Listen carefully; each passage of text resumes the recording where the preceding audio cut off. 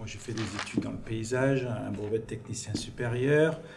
J'ai repris donc une entreprise qui s'appelait Paysage de Provence en 1978. On a fait croître les choses. À l'intérieur donc du personnel, je me suis basé avec une personne qui est restée avec moi jusqu'à pendant 35 ans. Et cette personne est devenue vraiment un bras droit et des fois même un bras gauche. En 1983, l'entreprise grossissant un petit peu plus, on s'est étoffé, on va dire, un peu juridiquement, c'est-à-dire qu'on est passé d'une structure juridique en SARL alors que j'étais en nom propre auparavant. 1990, création de Paysage du Var, parce que nous allions de plus en plus sur le territoire du Var, Toulon, Fréjus, Saint-Raphaël, le golfe de Saint-Tropez, et nous avons senti le besoin, surtout par rapport à la concurrence, de nous installer dans le Var. Nous avons évolué, donc d'une structure artisanale au tout départ, tout doucement, pierre par pierre, nous avons commencé à nous organiser, c'est-à-dire à prendre premièrement un commercial, à sortir ensuite un conducteur de travaux. Cette personne qui est avec moi est devenue plus un directeur travaux.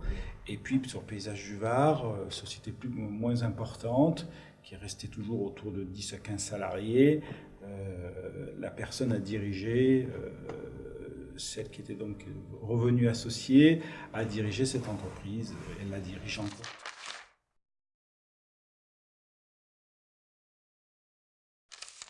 La fonction de l'entreprise, moi, elle était, à partir du moment où j'ai pris la décision de transmettre, elle était vraiment de dirigeant de société. C'est-à-dire que j'avais les grands équilibres, je regardais surtout les grands équilibres des deux entreprises, à savoir le carnet de commandes d'un côté, les résultats, et puis la direction surtout avec les hommes de tête. Voilà.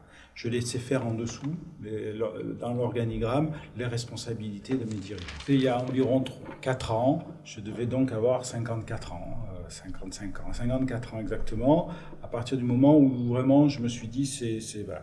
Alors, pendant 2-3 ans, je regardais les solutions qu'il pouvait y avoir, soit de reprise en interne, soit moi de continuer avec d'autres bases, soit prendre peut-être un associé, ou soit de céder.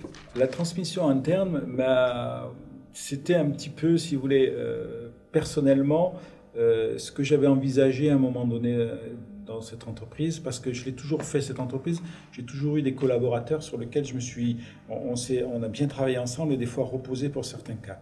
Donc ça venait un petit peu de mon histoire dans cette entreprise en me disant, est-ce qu'il y a dans la génération dessous des personnes qui pourraient être susceptibles de reprendre? C'était plutôt mon vœu à moi. Effectivement, je l'ai regardé, je l'ai vu, et je pense que ça a été une piste sur laquelle j'ai essayé longtemps de regarder, et ça s'est pas fait tout à fait comme prévu. Voilà.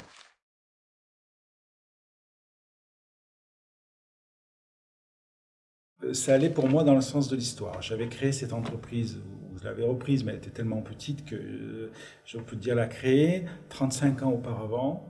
Mon but était surtout de lui donner une vie derrière, qu'elle puisse continuer et qu'elle puisse continuer à croître avec encore tous les collaborateurs qui étaient dedans. Je m'étais imaginé un calendrier. Le calendrier venait pas vraiment de moi, venait de mon collaborateur qui était avec moi depuis 35 ans, qui lui voulait partir à la retraite lors de ses 60 ans.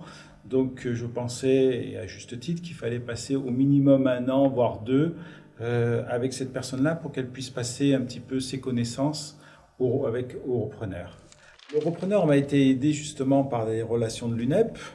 Je pense qu'on se connaissait aussi un petit peu parce que j'avais aussi j'étais adhérent de l'UNEP depuis plus de 34 ans, je crois. Donc à force, on s'était peut-être croisés, et tout au moins, c'est un métier où je crois que les choses se connaissent bien. Donc voilà, l'UNEP a été importante là-dedans pour trouver le profil du repreneur. Mon successeur m'a demandé de rester avec lui 6 mois. Et y passer un jour et demi par semaine, c'est ce qu'on a fait. Les premiers mois, je pense que c'était plus que ça. Et puis à la fin, on a trouvé ce rythme de croisière où on passait une bonne journée ensemble, sachant que mon repreneur était donc parisien. Donc il descendait à peu près une journée par semaine dans les derniers mois, un peu plus au départ, et que justement on a échangé sur l'entreprise, sur les concurrents, sur les possibilités de reprise. C'est un groupe donc déjà qui est bien structuré, donc leur plus gros, on va dire, problème ou souci de reprise était sûrement de remettre à la tête un chef de groupe ou tout au moins voilà, un représentant sur place.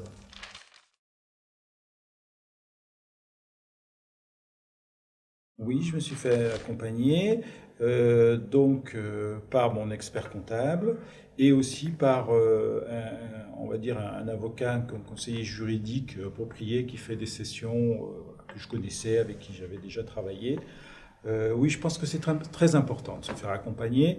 Il y a le prix, mais il y a la fiscalité. Et si tout ça est bien préparé, ça fait aussi, on prépare la suite de cette affaire-là. Parce que derrière, il y a un repreneur et il y a une entreprise à reprendre. Et je crois que pour avoir donc les bonnes relations et garder de bonnes relations, la préparation, c'est très important.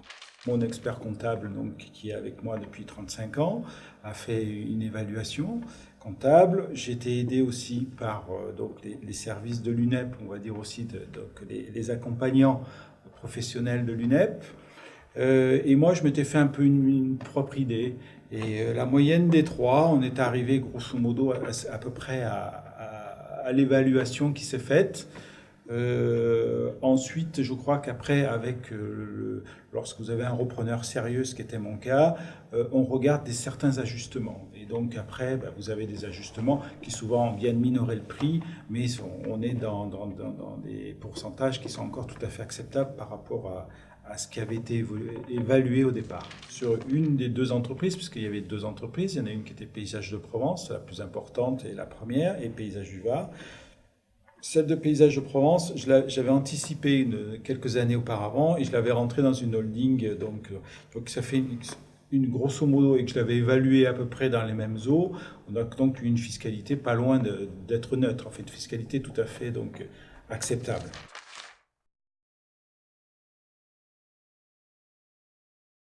Ce que j'ai fait, c'est-à-dire de bien réfléchir quels sont les modèles que l'on peut suivre, c'est-à-dire soit une transmission familiale, ce qui n'était pas mon cas, soit peut-être une reprise par l'intérieur, ce qui peut se faire déjà dans une entreprise où il y a un petit groupe de cadres qui peuvent vous remplacer, donc c'est peut-être à préparer, ou alors aller voir comme je l'ai fait, donc vers l'extérieur et des possibilités d'un groupe qui peut continuer le développement de ce que vous avez créé. Alors ça se prépare. Effectivement, ce sont souvent des questions presque personnelles qui peuvent se poser 2, 3, 4 ans avant, quoi, hein. Et lorsqu'on a pris sa décision, comme toujours, après prendre ce schéma-là et le continuer. Voilà ce que je dis. Donc préparation très importante. Préparation donc de ce qu'on veut, un peu psychologique, mais de ce qu'on veut et comment y arriver.